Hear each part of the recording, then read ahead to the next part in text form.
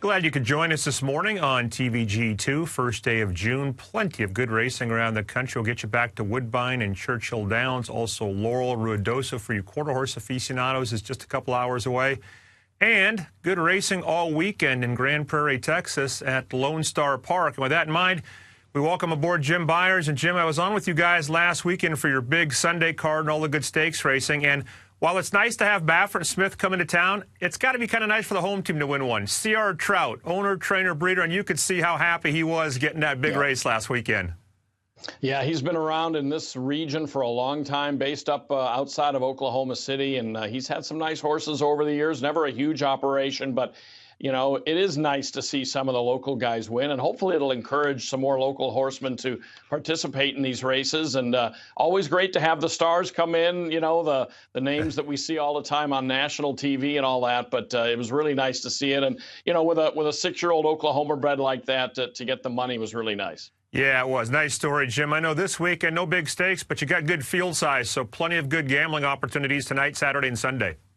That's the main thing. Of course, there's a bonus bucks promotion with TVG for here every Friday, and for the weekend, big fields as well. And we decided to look at a couple of races on Sunday, and they both happen to fall during the early pick four, which the late pick four tends to get much of the promotion, and we had that $100,000 guaranteed pool, which we did surpass on Sunday. But the races coming up this week look pretty interesting. No stakes, but the two races we picked for this Sunday, I think, offer some interesting handicapping tests.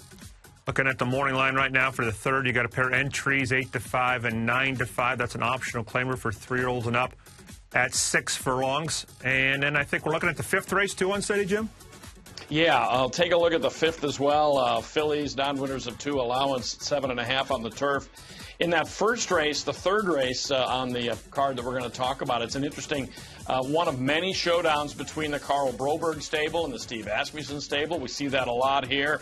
Broberg winning at a 38% clip entering this weekend. Asmussen at a 25% clip. And they've both got entries entered in here. It remains to be seen if both will run. But, you know, Reflector is the come from behind her and congratulate me is the front runner of that Broberg entry, and then you've got Bajan Cash and Fusaichi Flame from Asmussen.